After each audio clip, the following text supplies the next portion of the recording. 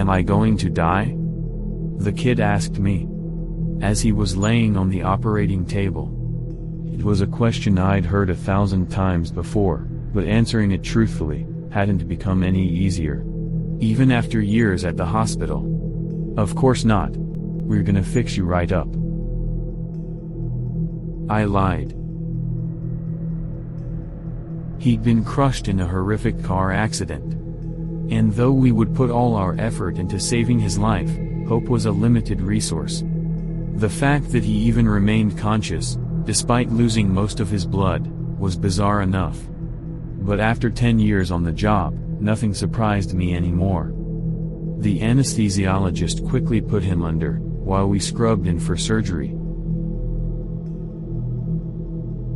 Damien would be the surgeon. A specialist in polytrauma cases, and I'd assist. No sooner had we opened him up, before we shared a look of disappointment. There was no chance in hell he'd survive through surgery. Despite our lack of faith, we tried our best. But after only half an hour on the table, his heart gave out.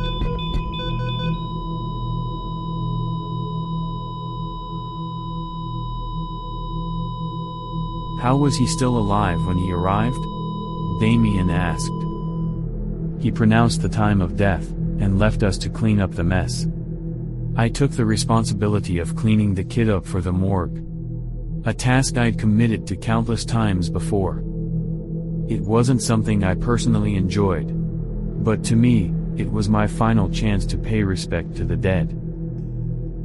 The kid couldn't have been more than 15. And as I'd hear, he was just learning to drive. Unexperienced, and attempting his first drive on a slippery road. He managed to steer off into a ditch. His father died on impact. But he himself lived long enough to face surgery. As I put the needle to his open abdomen, his body twitched for a moment. I retracted the needle in surprise, wondering what had caused a post-mortem spasm.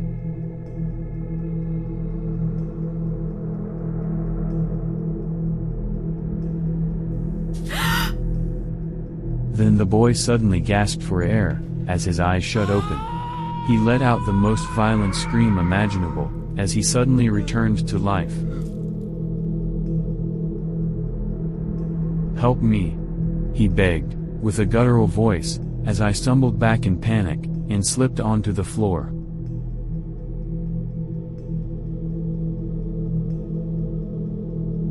I called for help, and the rest of the team came running into the operating theater, each panicking, as they witnessed the dead boy scream on the operating table. His spine was fractured, so though he yelled in agony, he could do nothing to move. The anesthesiologist quickly attempted to sedate him, while we checked his vitals. Despite all evidence pointing to the contrary, his heart had not started beating again. He was supposed to be dead. I started chest compressions, desperately trying to get his heart going. I cringed to the sound of his ribs cracking beneath my hands. And the boy's screams turned to gargles, as he was unable to gasp for another breath.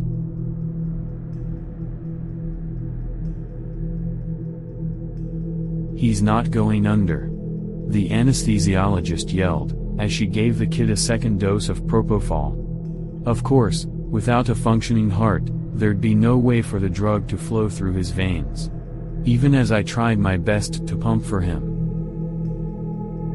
After about a half hour of compressions, the chief of surgery had intervened, and ordered us to stop.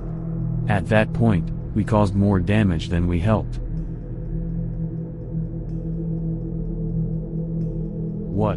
What's happening to me?" the kid stuttered, still conscious. None of us responded. We couldn't find any words to describe the horrific sight before us. Most of the staff had left due to the sight. We'd faced many challenges in our career, but nothing quite like this. "What's your name?" I asked, despite already having seen it in the file. I just wanted him to focus. "Brian Dawson," he responded. I took a deep breath, doing my best to keep my composure. "You were in an accident, Brian," I told him. His eyes darted frantically around the room, as he started to realize where he was. He tried to lift his neck, but due to the spinal fracture, he was completely paralyzed. "I can't move. I can't move," he cried. I was at a loss of word, trying to explain what's happening to him. "Brian, your heart isn't beating," I said. The chief of surgery, George, grabbed me by my shoulder and whispered into my ear, "We need to isolate the OR. Whatever is happening here is beyond us, and it could be contagious," George said. He rushed into the preparation room, picked up the phone.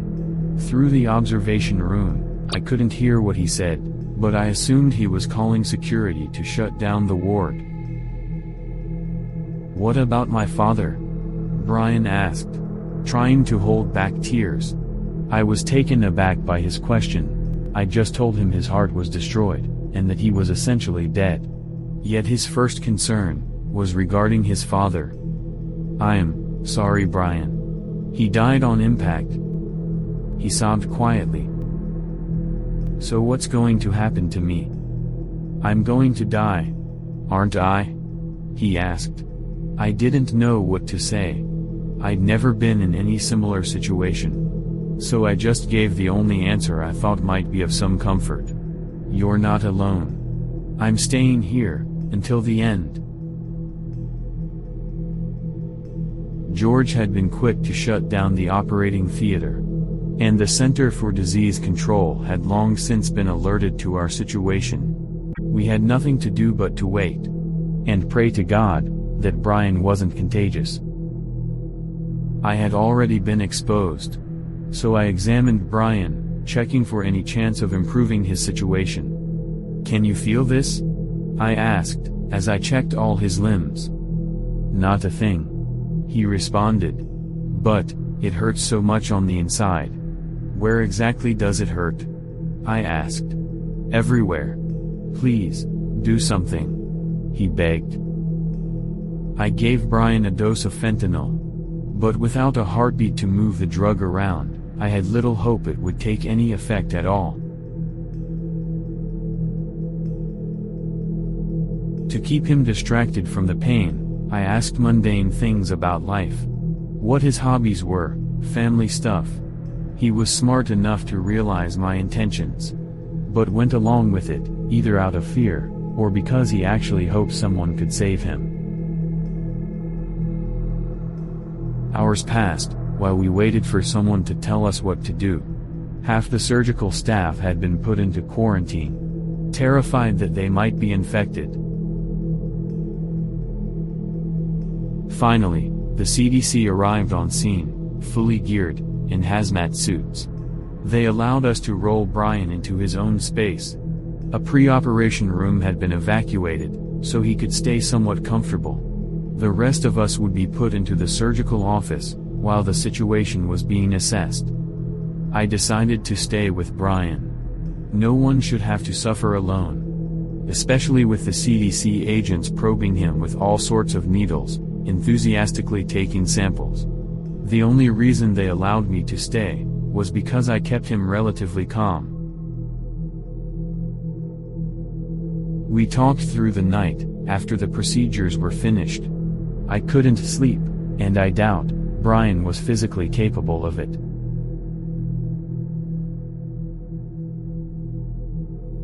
"My eyes feel a bit weird," he said. "Do they hurt?" "No. The edges are just kind of blurry, it's weird."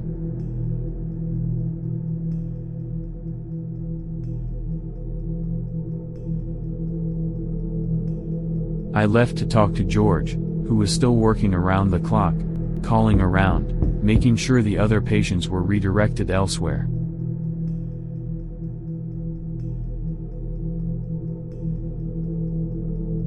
What if we put the kid on a heart-lung machine? I asked. George put the phone down for a moment, and sighed. Then what? He has no functioning liver. His aorta is cut into pieces, and his intestines shredded. Even if we got him a new heart, he'd never survive. George responded. Just keep him company while you can. I knew he was right. But some of my professional knowledge was put aside, due to the insane nature of the situation.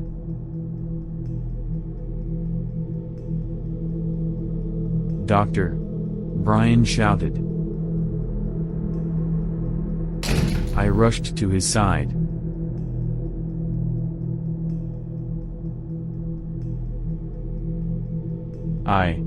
I can't see, he stuttered. I pulled out a flashlight, and examined his eyes. Both pupils were unresponsive, and his eyes had started to almost deflate, which was one of the stages of decomposition. Brian had started to rot. Please, I'm so scared. Brian was a brave kid, but he started to lose his composure, just like everyone else in the ward. I kept talking to him, but the inevitable truth was that, if he kept decomposing, he'd soon lose all his senses. All the while being conscious to experience it. As horrible as it might sound, I begged that it might finally allow him to pass on. We kept talking. I asked him if there's anyone he wanted to call. But as I already knew from the others, Brian's mother had died during childbirth, and his father had been in the same accident as himself. As we talked, Brian's voice kept getting louder, as if he was struggling to hear. Are you hearing me all right? I asked. What did you say? Brian basically yelled. His hearing had deteriorated within minutes, going from impaired to deafness, before I could even begin to help.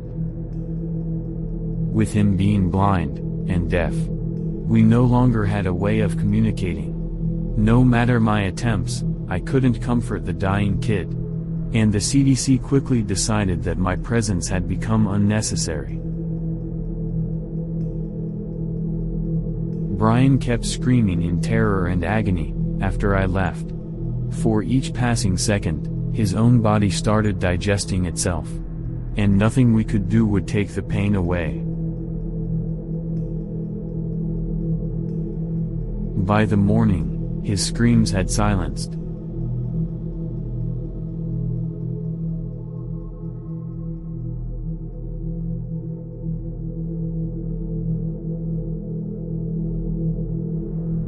I barged into the room, much to the dismay of the agents.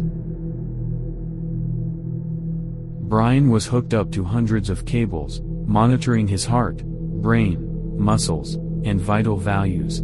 Of course, his heart showed no activity, and the decay had progressed to shut down all his muscles. He had quieted down, not because the pain was gone, but because he wasn't able to scream anymore. The only part of his body still working was his brain. What the hell happened? I asked. Get him out of here, one of the men demanded. The other man complied,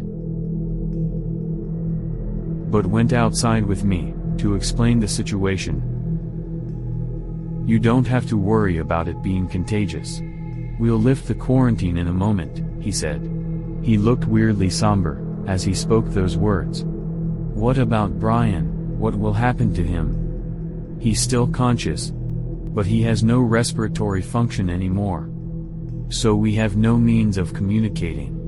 Brain was still alive, blind, deaf, and dumb. He had to suffer, in loneliness, unable to die. How long does he have to suffer? I asked. We'll know more when we move him to our specialized facility. The senior CDC agent demanded that his colleague kept quiet before they could tell me anything else.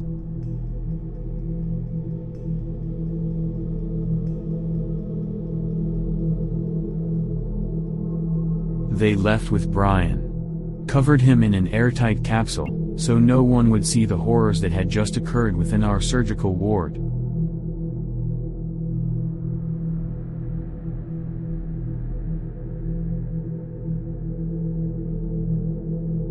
As soon as the quarantine was lifted, I headed home to write up my letter of resignation. I had a well-connected contact within the CDC, but upon trying to get more information, he claimed no such case had even been presented to them, that no one had ever been admitted to their facility under the name of Brian Dawson.